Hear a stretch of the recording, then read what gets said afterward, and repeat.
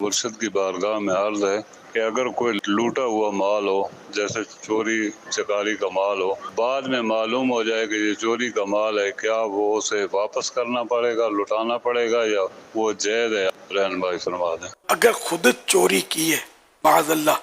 تب تو توبہ تو فرض ہے اس پر، توبہ بھی کرے، اور جس سے چرایا ہے اس کو دے۔ وہ اگر نہ رہا ہو تو اس کے ورثاء کو دے، جو وارث ہوں اس کے، ان لوگوں کو دے، وہ بھی نہ رہے ہوں، یا بندہ ہی غائب ہے، کچھ پتہ نہیں چلتا کس کا چرایا تھا، یا چرایا تو تھا فلاں کا لیکن اب پتہ نہیں زندہ ہے مر گیا ہے کہاں وہ،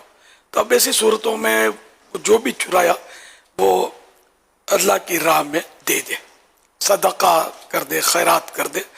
یعنی جن کو جیسے زکوٰۃ ہم دے سکتے ہیں ایسوں کو وہ دے دے، اور ثواب کی نیت نہ کرے، بلکہ ثواب کی نیت ہے خطرناک ہے۔ ثواب اس بات پر ضرور ملے گا اس کو کہ اس نے حکم شریعت پر عمل کیا، کہ وہ ملے نہیں تو اب اس نے یہ رائے خدا میں دے دیا، تو مال خیرات کرنے کا ثواب نہیں ملے گا، لیکن اللہ کا حکم ہے کہ میں ایسا کر لوں تو اس نے یوں کر لیا، تو اس حکم شریعت پر عمل کرنے کا اس کو ثواب ملے گا۔ اور اب یہ کہ ایسی صورت ہے کہ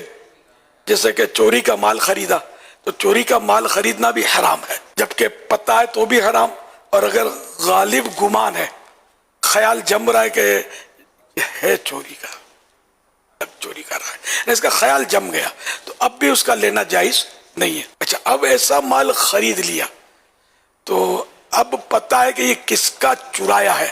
اس نے اسی کو جا کے دے گا، اور اگر یہ پتہ نہیں ہے کہ اس نے کس کا چرایا ہے مگر ہے چوری کا مال، تو اب یہ چونکہ یہ تو پیمنٹ بھی کر چکا ہے تو یہ اب اس مال کو صدقہ کر دے، خود استعمال میں نہ لائے، اس کو نہیں دے گا، یہ ورنہ دوسرے کو بیچ دے گا۔ اس حکم شریعت پر عمل کرے گا، اس کو شریعت پر عمل کرنے کا ثواب ضرور ملے گا اللہ کی رحمت سے۔ ہمارے ہاں تو باقاعدہ چور بازار ہوتے ہیں، مخصوص ایسے علاقے ہوتے ہیں، بدقسمتی سے چور بازار نام بھی بعض جگہ کا ہوتا ہے، تو یہ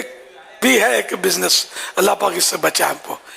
سخت گناہ کا کام ہے، حرام جہنم میں لے جانے والا کام ہے چوری کرنا۔ ابھی چوری کا نوالا اتر رہا ہے، لیکن یہ ایسا اٹکے گا کہ دنیا کی کوئی طاقت اس کو پھر اتار نہیں سکے گی۔